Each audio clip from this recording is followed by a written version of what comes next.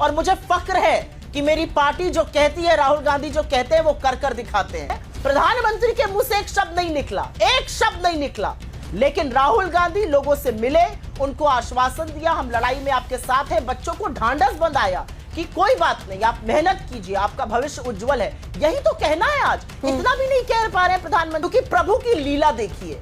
जिस राम मंदिर के नाम पे आपने शंकराचार्यों के साथ दुर्व्यवहार किया, जिसके नाम पर आपने वैमनस्यता का माहौल फैलाया, जिसके नाम पर आपने इस देश की प्रथम आदिवासी महिला राष्ट्रपति को नहीं बुलाया, उस प्रभु राम ने क्या किया?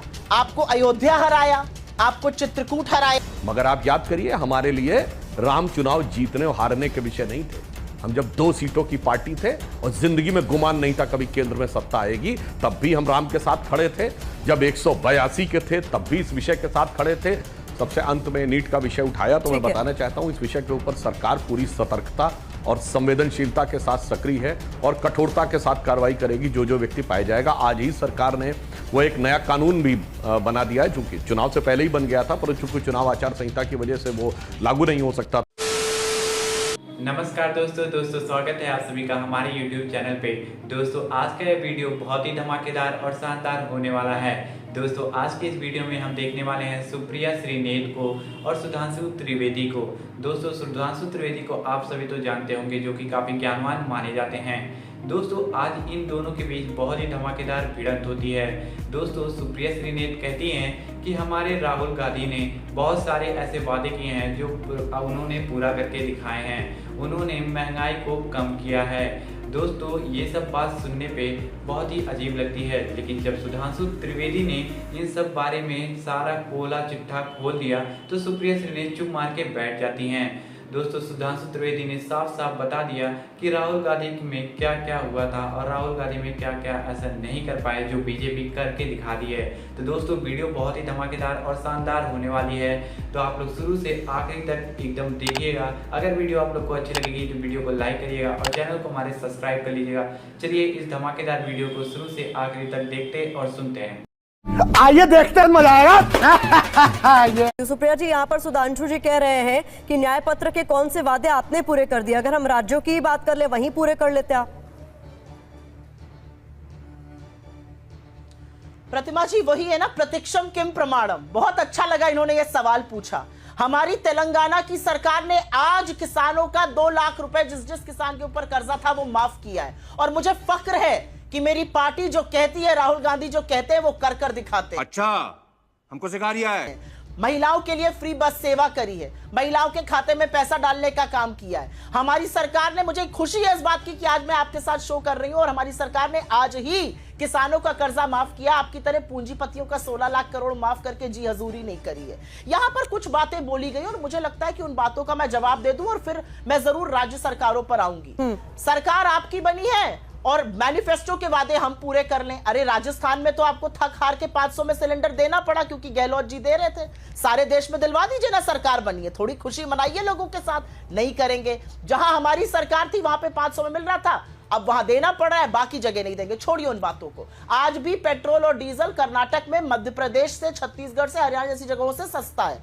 पर मैं यहां पर कुछ बातें करना चाहती हूं और वो बातें कर लेनी जरूरी है। आपने अजय मिश्र टेनी को अपनी गोदी में बिठाए रखा। वो लखीमपुर नरसंहार के मुख्य अभियुक्त के पिता थे। आपने उसके खिलाफ एक्शन नहीं लिया। इस देश की जनता ने उनको हरा दिया।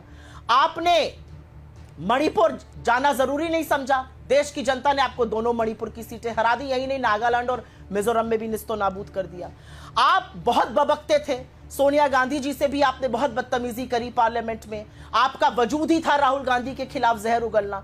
अमेठी की जनता ने आपका पैकअप करा दिया। 1,64,000 वोट से हरा के। स्मृति जी की बात कर रही हूं। और एक बहुत इंपॉर्टेंट बात यहां पर करना चाहती हूं, और एक हिंदू होने के नाते यह बात और कहूंगी, क्योंकि प्रभु की लीला देखिए। जिस राम मंदिर के नाम पे आपने शंकराचार्यों के साथ दुर्व्यवहार किया, जिसके नाम पर आपने वैमनस्यता का माहौल फैलाया, जिसके नाम पर आपने इस देश की प्रथम आदिवासी महिला राष्ट्रपति को नहीं बुलाया, उस प्रभु राम ने क्या किया? आपको अयोध्या हराया, आपको चित्रकूट हराया, आपको सीतापुर हराया, आपको बस्ती हराया, आपको सुल्तानपुर हराया, प्रयागराज हराया, रामटेक हराया, नासिक हराया, कोपल हराया और रामेश्वरम हराया। ये सारी वो जगह है जो भगवान राम से कनेक्टेड है। 6 तो उत्तर प्रदेश में ही है। बड़ी बड़ी बातें कर रहे हैं उड़ीसा की। अरे उत्तर प्रदेश तो गढ़ माना जाता था, 80 में से 80 आने वाली थी, 36 पर पहुंच गए। और अब एक दूसरे के खिलाफ तलवारें, अमित शाह वर्सेस योगी, और वहां पे नंद कुमार गुर्जर, और वहां पे बालियान, और वहां पे सोम, और वहां पूर्वांचल में तो डीएमएसपी में ही जूतम पेजार हो रहा है समीक्षा बैठक में। तो मेरा मुंह इन सब चीजों पे ना खुलवाइए। मेरा अपना मानना है कि कांग्रेस ने कुछ वादे किए थे, चाहे वो कर्नाटका की सरकार हो, चाहे वो तेलंगाना की सरकार हो, और हमने वो वादे पूरे किए। हम जो कहते हैं हम वो करते हैं। लोगों को यह विश्वास है कि जब नीट की परीक्षा में 24 लाख बच्चों के भविष्य पर अनिश्चितता बनी है, प्रधानमंत्री के मुंह से एक शब्द नहीं निकला, एक शब्द नहीं निकला। लेकिन राहुल गांधी लोगों से मिले, उनको आश्वासन दिया, हम लड़ाई में आपके साथ हैं, बच्चों को ढांढस बंधाया कि कोई बात नहीं, आप मेहनत कीजिए, आपका भविष्य उज्जवल है। यही तो कहना है आज। इतना भी नहीं कह पा रहे प्रधानमंत्री। चिंटू चीटर, पिंटू प्रिंटर, ऐसे लोग ले लेकर पेपर बांट रहे हैं, पेपर निकले जा रहे हैं, पता ही नहीं चल रहा है। 7 साल में 70 पेपर लीक हुए हैं और 2 करोड़ अभ्यर्थियों के ऊपर इसका कुप्रभाव पड़ा है। इसकी जिम्मेदारी किसकी है? अरे भाई, पप्पा वॉर रुकवा देते हैं, पप्पा पेपर लीक क्यों नहीं रुकवा पा रहे हैं?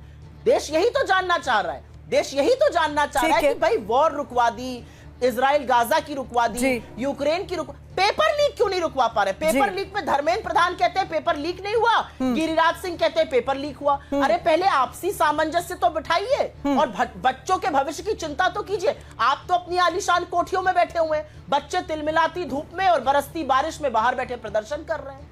तो इसका जवाबदेह कौन है? आप नीट की परीक्षा कैंसिल होती है, नेट की होती है, उसके बाद नेट सीएसआर की भी हो जाती है, तो हो क्या रहा है? प्यारे बच्चों, जो कुछ करना था कर लो, अब्बू आ रहे हैं।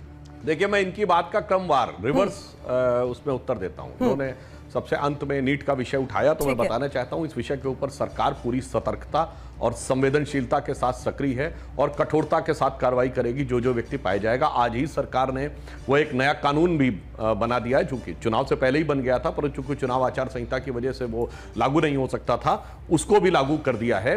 और आपको ध्यान हो, शिक्षा मंत्री जी ने भी बहुत स्पष्ट कहा है, किसी छात्र के भविष्य के साथ कोई खिलवाड़ नहीं किया जाएगा। हमने प्रीएम्प्टिव मेजर भी लिए हैं, यानी नेट की परीक्षा जिसमें जैसे ही ऐसी कुछ जानकारी आई कि कुछ संभावना हो सकती है तो उसे पहले कैंसिल भी किया है। हमने वैसा कार्य नहीं किया कि राजस्थान में 18 पेपर लीक हुए और उसके बाद राहुल गांधी जी के मुंह से एक शब्द नहीं निकला। और तो और छोड़िए, वहां के मुख्यमंत्री का कैसा बयान था, वो एक बयान आपको याद हो, बड़ा फेमस हुआ था, जिसमें उन्होंने कहा था मुझे सब पता चल जाता, मैं ठीक कर दूंगा, मैं तो जादूगर हूं। यानी ये रिएक्शन था और ये कंपैशन था, ये संवेदना थी, यह प्रतिक्रिया थी। दूसरी तरफ हमारी देखिए, हम इस विषय के ऊपर पूरी तरीके से प्रतिबद्ध हैं और शिक्षा मंत्री ने कहा है किसी छात्र के भविष्य के साथ खिलवाड़ नहीं होने देंगे। दूसरा विषय उन्होंने उठाया कि तेलंगाना की सरकार ने और कर्नाटक ने किया, तो मुझे समझ में नहीं आ रहा है। कर्नाटक में वादा तो था कि हम पेट्रोल डीजल के दाम कम करेंगे, और बढ़ाना कैसे वादा पूरा करने के समकक्ष हो गया। वादा तो था कि हम पानी के दाम कम करेंगे और वो बढ़ाना कैसे हो गया। दूसरा, इन्होंने कहा तेलंगाना में 2 करोड़ का किसानों का कर्ज माफ किया है। 2014 में इनकी जब केंद्र में सरकार थी तो पूरे भारत भर का तो 70,000 करोड़ का माफ किया था। अब तेलंगाना में अगर 2 लाख करोड़ का किसानों में कर्जा था तो समझिए, इससे पहले टीआरएस की सरकार, उससे पहले कांग्रेस। सुधांशु जी वो क्लियर कर रही है, उन्होंने 2 लाख कहा था, 2 लाख ही कहा था। सुनने में दिक्कत है आपको? नहीं, आपने 2 लाख करोड़ का नहीं, 2 लाख, 2 लाख 2 लाख कहा था। आपको 2 सुनाई लाख नहीं दिया। अच्छा, मैंने समझा कि आपने कहा में समस्या, मुझे नहीं पता। नहीं, मुझे वही आश्चर्य हुआ। मैंने कहा कि 2 लाख करोड़ का एक राज्य का कैसे हो सकता है। खैर, आपने कहा 2 लाख। अब यहीं पे तो मैं कहना चाहता हूं कि जो आपने, अगर आप 2 लाख वहां किसान को दे सकते हैं तो 8,000 देने में क्या है, खटाखट दीजिए ना। अरे भाई, 2 लाख वहां दे रहे हैं, 8,000 देने में क्या केंद्र में सरकार नहीं है तो हम नहीं दे पा रहे। तो मतलब बड़ा गजब का तर्क आप लोग देने का प्रयास करते हैं, इसीलिए मैंने कहा आप लोगों के साथ समस्या। अब आइए तीसरा विषय, जो आपने अयोध्या और वो विषय उठाया था। बिल्कुल हम ये बात मानते हैं, मगर आप याद करिए, हमारे लिए राम चुनाव जीतने और हारने के विषय नहीं थे। हम जब 2 सीटों की पार्टी थे और जिंदगी में गुमान नहीं था कभी केंद्र में सत्ता आएगी, तब भी हम राम के साथ खड़े थे।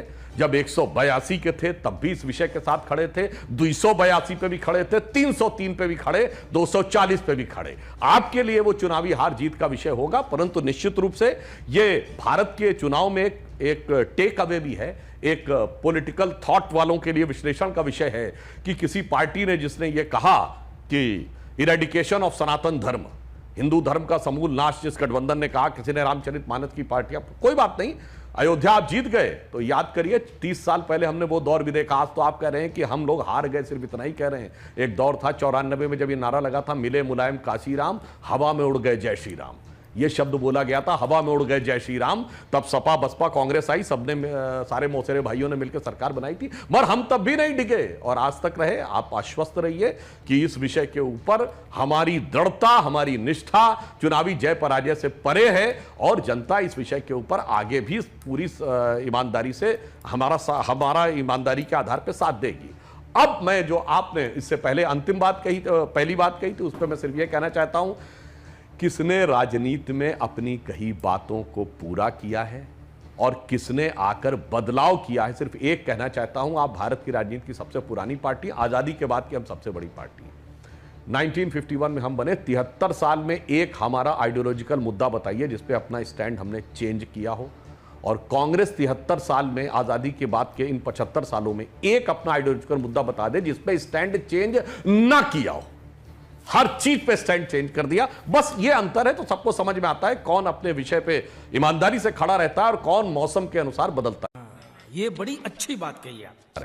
मणिपुर के मुद्दे का भी उन्होंने जिक्र किया था, अगर आप उस पर अपनी बात कहना चाहें और फिर मैं सुप्रिया जी से जवाब लूंगी, जिसपे उन्होंने कहा कि बाकायदा, और उस पर आरएसएस प्रमुख मोहन भागवत को अपनी बात कहनी पड़ी। 1 साल से शांति की राह देख रहा है मणिपुर और उसके बाद हाई लेवल मीटिंग होती है। हाँ, मणिपुर वाले विषय पर भी मैं कहना चाहता हूं, याद करिए पिछले संसद का सत्र इसलिए अवरोधित था कि नियम 267 के तहत ही बात होगी, जबकि राज्यसभा में उस पर चर्चा के लिए उपराष्ट्रपति ने कह दिया शुरू करिए, मगर विपक्ष सदस्यों ने रोका कि नियम 267 का मतलब होता है सारा काम रोककर चर्चा होगी। अरे जब चर्चा हो रही तो काम रोकने की जरूरत नहीं थी। चलिए कोई बात नहीं, अगर सारे कार्य रोककर चर्चा होनी थी तो एनसीटी का बिल आया दिल्ली वाला, चूंकि आम आदमी पार्टी से गठबंधन करना था, वैसे उसने अब आपको धक्का दे दिया, तो काहे फिर तैयार हो गए, 267 का मुद्दा छोड़ दिया। अब आइए 267 में संबंधित मंत्री जवाब देता है, तो इन्होंने कहा नहीं, जवाब प्रधानमंत्री से चाहिए। चलो ठीक है, प्रधानमंत्री नहीं, पहले वक्तव्य चाहिए, फिर बयान चाहिए, फिर जवाब चाहिए। अरे वक्तव्य होने के बाद डिस्कशन ही नहीं होता है। और अंततः मणिपुर के मुद्दे पे अविश्वास प्रस्ताव लाया गया और जाके कोई चेक कर ले, 5% भी नहीं बोला विपक्ष वालों ने मणिपुर पे।